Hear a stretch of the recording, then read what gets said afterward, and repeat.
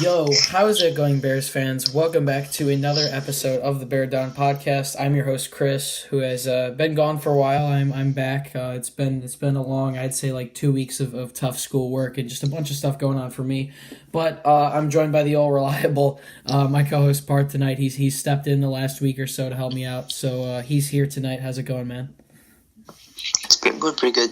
So, if you guys would like to know, it is currently it's 11:38 at night. The Bears game is in 12 hours and 22 minutes. So we've had a bit of an inordinate upload schedule this week, but we're grinding it out for you guys. Bears at Buffalo this week. I'm sure Parth's covered it a bit on his own, but I would definitely say this game personally is definitely the toughest defense that we're gonna see.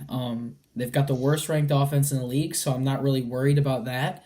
What I'm worried about is Trubisky getting antsy in the pocket and possibly turning the ball over. We're going to get into that, but this is definitely the toughest defense the Bears are going to see, not this entire year, but up to this point. So we're going to get into that, but I just kind of wanted to give you my thoughts on that before we head into it. So we're going to start up with the most important matchup. Obviously, we don't have a guest. We haven't had a guest since we did like the Arizona game. We really got to get on top of that. But we're each going to give an important matchup that we find important in this game. Parth, you've been recording all week, so if you don't mind, I'm gonna go first. Go for it. I kind of already talked about it, but I'm gonna go with Trubisky's ability to Trubisky versus the Buffalo secondary and even the Buffalo linebackers. They've got talent all over the field with Tre'Davious White. Who's the guy that Jaylen wanted us to draft that we picked over Roquan Smith? Tremaine Edmonds, who's been pretty good. I think he's out with a concussion though. Okay, not too sure. Yeah, they've got I normally before I record these like for the entire week I look at some footage from Buffalo and stuff. I just haven't had time to do that this week. All I know is Buffalo's got I think a top 16 defense in the league. What I'm hoping is that our defense shuts down their offense and hopefully even maybe could force some turnovers. Khalil Mack was downgraded tonight to doubtful, but they're still going to have him go through his pregame warm-up, so he's probably not going to be playing, which I honestly think is a good idea. But hopefully we can be set up with some short field opportunities. I'm not saying I don't believe in Trubisky, but this is definitely the toughest defense he's seen, and without Allen Robinson probably playing either, we're going to have to be efficient when we have the ball. This is another big test for Trubisky. He can't really turn the ball over. You may say, hey, it's Nathan Peterman, but 3 weeks ago, people are saying, hey, it's Brock Osweiler. So anyone can beat anyone on any given day when I think about it.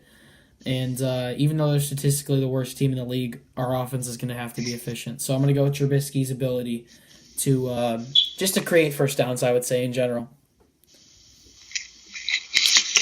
Yeah, no, I get it. I mean, like the Buffalo, I think they're ranked 6th in passing defense, and they even made. I mean, Tom Brady was struggling like the first 3 quarters against Buffalo on Monday night. Yeah, run game's going to be huge in this game. Their run defense isn't as good. I know this is going to be a big game from what I've read for Howard and Cohen to get it going.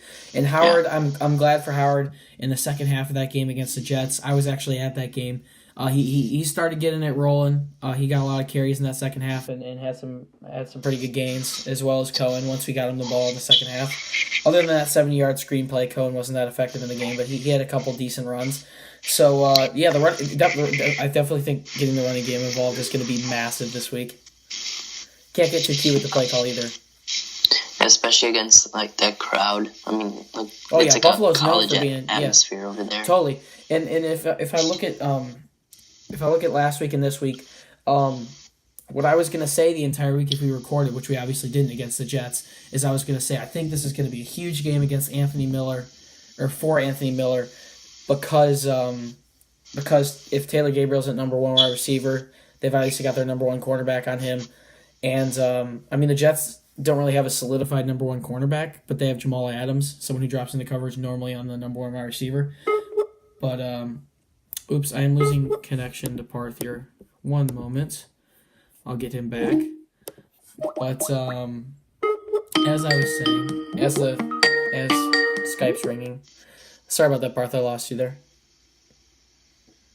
Parth. Hello? Sorry about that. I lost you there. Anyways, I'll keep going. We got Tre'Davious White this week, who's going to be on Taylor Gabriel.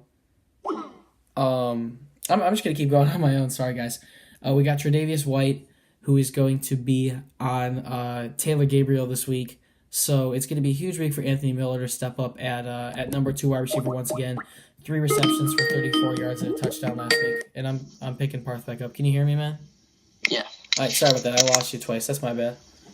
It's all good. I was saying that it's going to be a huge week for Anthony Miller just due to the fact that Tre'Davious White, who I think is one of the best up-and-coming wide receivers in the league, or cornerbacks in the league, is going to be on Taylor Gabriel. So he's going to have his hands full, especially if Robinson doesn't play, which it's looking like kind of like a 50-50 chance, but I'm honestly in favor of him not playing. So I was just going to say it was another big game for a guy like Anthony Miller, who stepped up last week, 3 receptions, 34 yards, and a touchdown. I think that's going to be big for him. I think Robinson should play this week, honestly. Yeah, I wouldn't be surprised if he did play, if he did or didn't play. Either way, I think it's kind of just a toss-up. But we kind of are going a bit off track. Who would you say is an important matchup in this game? I'd say our wide receivers against their corners pretty much to create separation, make it easier for Trubisky. Yeah. I mean, it's going to be tough to hear in Buffalo. We know how loud and rowdy those fans are. Passionate, I'd also say. Yeah, they're terrible, but they're into it. That's how it should be. I mean, yeah, totally. Go for it. Go now, you can go for it. So next we're going to be delving into our deciding factors. We're each going to talk about factors that we think could contribute to the Bears winning and losing the game, just like specific things that we think could kind of shift the momentum in favor or not in favor of the Bears. So I'll let you go first, Parth. What do you think, if it's somehow a close game, what do you think could happen in order to turn the tables in favor of the Bears? Creating turnovers off of Nathan Peterman. I mean, it's Nathan Peterman, for God's sake. Okay, this man's thrown 5 interceptions in 2 quarters. I don't think it should be too tough for the Bears to get turnovers off of this man, especially if, I will say they do have some pretty good receivers. Calvin Benjamin's been someone who's gotten worse progressively since they traded him to Buffalo from Carolina. But they got him, and then they just signed Terrell Pryor this week, who he'll probably be on a snap count, but he'll see some action as well. And Zay Jones as well. Zay Jones, yeah, he had an impressive game against New England. Yeah, So you think just getting turnovers in general? Yeah. Yeah, I'm gonna go with just Trubisky not turning the ball over in general. He's done a pretty good job at that. If you look at his last 6 games, I think he's averaged maybe a turnover a game, but that's good looking at his past.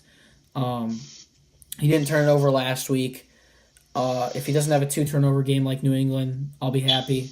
He just can't get antsy in the pocket. There's been some games where he gets antsy and tries to force stuff. So I would rather not have him force it. I would honestly so much rather not have him force it in a situation where we could punt the ball back to Buffalo and make them try to score with that offense. So for the Bears to win this game, Trubisky just making the right decisions at the right times. Even if it rolls out of the pocket, Yeah, totally. It doesn't have to be anything incredible. What do you think could happen for the Bears to lose this game? Just like you said, turnovers. I mean, if we get turnovers in the red zone, that takes away points, and then not being able to. I don't know. I don't even think we really need to generate I'm gonna pass say what rush I'm gonna against say. this Yeah, guy. I'm gonna say what I said against Miami. The pass rush not getting there. Obviously, we're not playing in 95-degree weather with the heat index over 100 degrees. But obviously, Khalil Mack probably will not be playing. When he's on the field, there's the Khalil Mack effect where it just gets easier for everyone to get around and all that. But the pass rush has to get there. We got to put pressure on Peterman, and we got to force him into turning the ball over for sure. That's going to be huge. Mm-hmm. All right. Next, we've got step on up. 1 player on offense, 1 player on defense who we think needs to step up. Normally we start with offense, but let's start with defense, and I'm gonna start right here, Parth. On defense, I think Leonard Floyd needs to step up. I've been saying this the entire year, but after the trade deadline passing, there were a lot of swirling rumors about him getting traded. And I actually believe that some of those rumors were true. So I'm gonna say I'm not gonna say he's lucky to still be on the Bears, but it's looking like each and every week people are writing him off as not living up to those first round standards that he was drafted to by Ryan Pace. So he's definitely someone that needs to step up, I would say, in a situation where we need him with Khalil Mack out again. I will say Floyd was pretty good at stopping the run last week. I was there in person. Isaiah Crowell was held to like nothing, but the pressure on Sam Darnold was not too good last week. And Floyd's our premier guy. We boast him to be our edge rusher. So yeah, he's going to need to get at least some quarterback hits this week. I'd say he's got to pressure Peterman. Yeah, I mean, we've been waiting, like 8 weeks in and no sack for him still, Yeah, which is incredible. Kind of disappointing because we drafted him with the 9th pick. So. Totally. Who would you say has to step up on defense this week? I'm going to go with Roy Robertson-Harris because... who's been pretty good. He was good against Buffalo. Yeah. Good against New York. And Bill Nichols didn't make the trip to Buffalo, so... Yeah, he's not there. We're going to see a lot of Roy Robertson, so... And I like this guy. I mean, he plays pretty well. So, I think he can have this pretty solid game and prove his point out there that he's also worth, like, sharing snaps with. Yeah. Rest of the D-line. All right, yeah. So next we got one player on offense who we think needs to step up. We'll go the other way this time. Parth, who do you think needs to step up on offense in this game? I want to see a little bit of Kevin White, you know. He had that pretty, like, Hail Mary catch against New England. And he had like one catch last week, I think. Yeah, he didn't even get targeted, so he doesn't create separation. That's the problem with him, I feel. He's a really good blocker, I will say. Yeah, he's been throwing nice hits. Contradictory. Sorry, no, go. You're good. If Allen Robinson doesn't play, we definitely need to see Kevin White try to get open again in Buffalo to make it easier for Trubisky. Yeah. On that topic, I keep wondering when Javon Williams is going to get more playing time because he's got no playing time, and I really think he's better than Bellamy and probably even Kevin White. But my player on offense who needs to step up is Josh Bellamy. He's getting more snaps than Kevin White, and I think he's been pretty solid this year. He had a drop pass again. He had a pass that Trubisky threw to him against New England that he could have caught that it like slipped his hands and got intercepted. But went through his hands. Yeah, but he's been. I would say he's actually been pretty solid this season. A lot of people write him off, but once again, it's going to be another situation in which if Allen Robinson doesn't play, our receiving core it gets a lot weaker. So if he continues to get more snaps than Kevin White, is going to have to take advantage of all those plays that he's been on and do his best to get open. Finally, we've got our prediction. Who's going to win and why? I'll start with you, Parth. Who's going to win and why? And do your best to give me a score.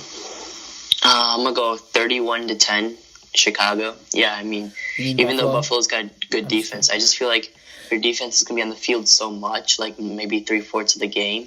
You're going to see like the Bears consistently putting up points just because of their defense getting worn out even after having like playing great games. And their offense is just basically one of the worst offenses the league has ever seen in a long time. They have scored 6 touchdowns so far this year, which is, I think, the league lowest. I think like one and they're in the averaging last 10 games. points per game. Yeah. I'm going to go with Bears 27-13. The number one defense, whether Khalil Mack is playing or not, versus the worst offense in the league. That's a tough situation for Buffalo to be in. Do I expect Trubisky to be perfect tomorrow? Not essentially. I mean, I will say I've been looking at some Trubisky stats this week. He does have the highest percentage of missed throws, I think, in the league this year. But, just generally, I think that's something he has to work on. I think it's something he's getting a little better at. He missed some throws last week. He's been consistently, I would say, missing throws each week. But he doesn't have to be perfect. This is one of the games where he has to be a game manager and just play well in order for us to win this game. I expect a heavy run day tomorrow. Big game for, I would say, Jordan Howard. But, I'm going to say the Bears handily take this one, move to 5-3. And we're looking at a pretty favorable home matchup after that versus Detroit with Allen Robinson and Khalil Mack both back and healthy. That's going to be a fun game. Totally. Well, if you guys did enjoy this episode of the Bear Down Podcast, capping out at about 15 minutes for you guys. It's midnight. We're out here grinding for you guys. You guys will see this in the morning, probably at like 8 a.m. because I'll get up to post it and go back to sleep. But if you guys did enjoy, please make sure to smash a like on it, subscribe. You can follow our social media for Bear Down on Twitter and Instagram at Bear Down. You can follow myself at Dashai Bears News on Instagram. You can also find Parth on Instagram at Trubisky Nation. And you can find our third host, Jaylen, who's not on right now, at Chicago Bears, I think, _only is what it is. Chicago Bears _only. All those links are in the description, so you can find those and follow us all. But, yeah, that's pretty much going to do it. We will see you guys for our post-game show tomorrow night following the Bears game. And, yeah, that's pretty much going to do it. I'll see you guys in the next episode. Bear Down Chicago. Peace. Peace.